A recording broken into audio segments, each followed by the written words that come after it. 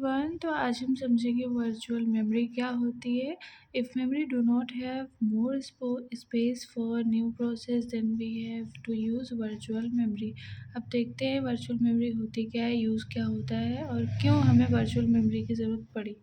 ठीक है, तो पहली बात तो it is a feature of operating system. ये एक ऑपरेटिंग सिस्टम का एक फीचर है and it is a kind of memory enabled to run large process with small memory। क्या होता है कि हमारी मेमोरी का एक लिमिटेड फिक्स साइज़ होता है ना, लेकिन जब कोई प्रोसेस ऐसी आ जाती है जिसका साइज़ इस मेमोरी से भी बड़ा होता है, तब फिर हमें वर्चुअल मेमोरी की ज़रूरत पड़ती है। तो इसको हम समझेंगे वर्चुअल मेमोरी क्या करती है और कैसे हेल्प कर रही है हमारे ऑपरेटिंग सिस्टम में। जैसे कि एक सीपीयू है, इसके पास एक प्रोसेस है और प्रोसेस में ढेर सारे पेजेस हैं। ठीक, पेज टेबल के लिए एक ब्लॉक बना होता है जिसमें हर पेज के लिए एक एक मतलब इंडेक्स है कह लो। 7 पेजेस है तो 7 यहाँ पर इंडेक्स आपकी बनी हुई है। देन हमारे पास ये हमारी है मेन मेमोरी। तो मेन मेमोरी तो छोटी होती है, इसमें 4 इंडेक्सेस ही हैं, है ना, 0 to 3। तो इसमें 4 इंडेक्सेस ही हैं। तो आपको सारे पेजेस इसमें कैसे मिलेंगे? जब भी सीपीयू को प्रोसेस कंप्लीट करना होगा, कोई भी प्रोसेस, देन उसे मेन मेमोरी से ही उस डेटा को लेना होगा। बट मेन मेमोरी में तो इतना स्पेस ही नहीं कि वो सारे पेज को एक्सेस कर पाए। तो उसलिए एक वर्चुअल मेमोरी मीन्स डिस्क, इसका हेल्प हम लेते हैं। तो होता क्या है, व्हेन सीपीयू, अब देखो यहाँ पर लिखा है when CPU request for page. तो ये सीपीयू है हमारा, ठीक है, इसने पेज के लिए रिक्वेस्ट किया, that is not present in memory.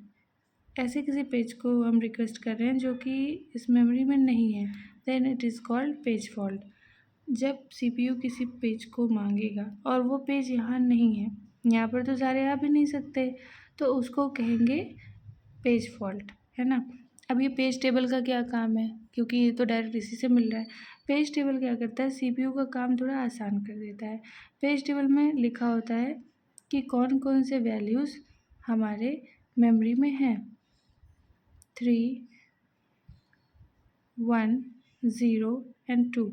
मतलब जो 3 नंबर का इंडेक्स है वो है, जो 2 नंबर का इंडेक्स है उसमें भी है, और जो 4 नंबर का, 0 नंबर का, मतलब जितने भी इंडेक्स हैं इन सब की वैल्यूज़ एक तरीके से समझो तो जैसे देख रहे हो P1 है ना, तो ये वैल्यू कहाँ गई, यहाँ पर गई, और यहाँ पर क्या लिखा हुआ था, इंडेक्स नंबर। तो यहाँ पर हम इंडेक्स नंबर फिल कर देते हैं। 5 की जगह पर हमने 2 लिख दिया, 2 की जगह पर हमने 1 लिख दिया, और 4 पेज की जगह पर हमने इंडेक्स का नाम 0 कर दिया। इससे क्या हुआ, सीपीयू को पेज टेबल देख के समझ में आ जाएगा कि यहाँ पर इस इंडेक्स की वैल्यू है, मतलब पेज यहाँ पर प्रेजेंट है। एंड ये क्या है, ये वैलिड एंड इनवैलिड बिट। ये क्या होता है, ये बताता है कि यहाँ पर पेजेस प्रेजेंट है या नहीं। वैलिड मीन्स प्रेजेंट है, इनवैलिड मीन्स नहीं प्रेजेंट है। जब वैलिड होगा मीन्स 1, तो इट मीन्स यहाँ पर ये वैल्यू प्रेजेंट है, मीन्स 3 पेज 1 नंबर के इंडेक्स पर, सॉरी 3 नंबर के इंडेक्स पर P1 है ना, 3 नंबर के इंडेक्स पर P1 प्रेजेंट है, 1 नंबर के इंडेक्स पर P2 प्रेजेंट है। तो दोनों पे 1 1 है, बट ये प्रेजेंट नहीं है इसलिए 0। ये प्रेजेंट है 1, ये भी प्रेजेंट है 1, बाकी सब 0। तो ये वैलिड एंड इनवैलिड बिट ये बताती है कि मेमोरी में कौन कौन से डेटा प्रेजेंट है या नहीं है। तो चलिए, इन्होंने जो डिमांड की वो तो यहाँ पर नहीं है, तो क्या होता है आगे देखते हैं। अगर नहीं मिला तो पेज फॉल्ट आ जाता है, और अगर मिल गया तो उसको बोलते हैं पेज हिट। मीन्स हमने जैसे ही ढूंढा और वो पेज हमारी मेमोरी में मिल गया तो उसको बोलते हैं पेज हिट हो गया। ठीक, अब देखते हैं आगे क्या होता है।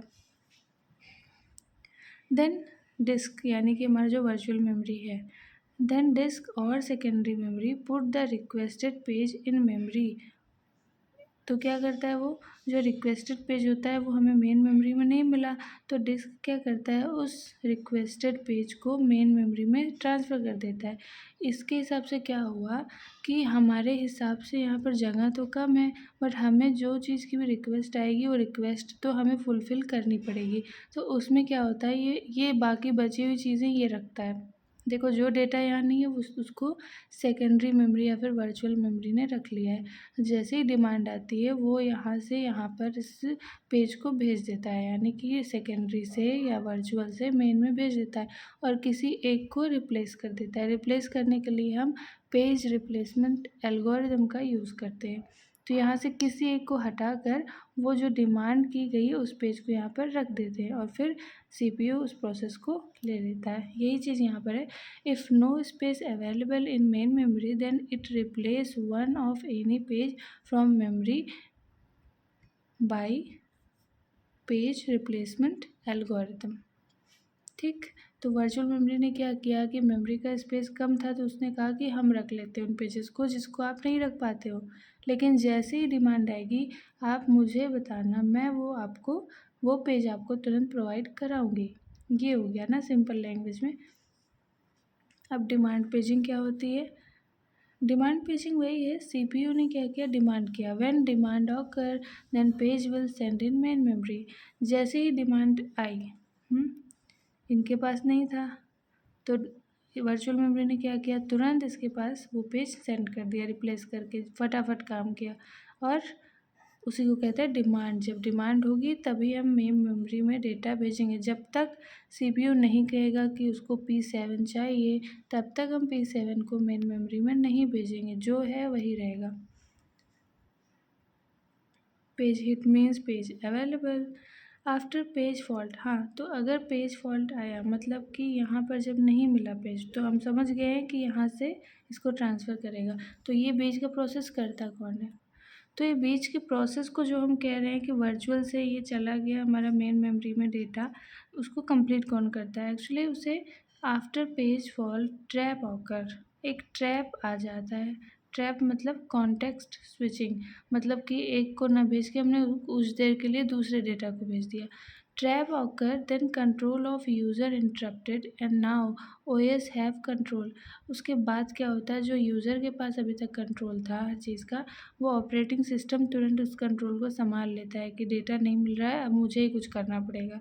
ओएस जाता है डिस्क के पास, है ना, ओएस जाता है डिस्क के पास और डिस्क से वो डेटा को मेन मेमोरी में लेकर आता है और फिर पेज टेबल में अपडेट कर देता है। कि अपडेट क्या करता है, वैलिड बिट को 1 कर देता है कि हाँ यहाँ पर ये डेटा अवेलेबल है।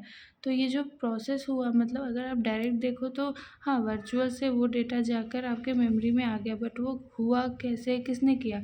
वो काम करता है ऑपरेटिंग सिस्टम। ऑपरेटिंग सिस्टम जाता है डिस्क के पास और मेमोरी में और फिर मेमोरी से पेज टेबल में डेटा अपडेट हो जाता है।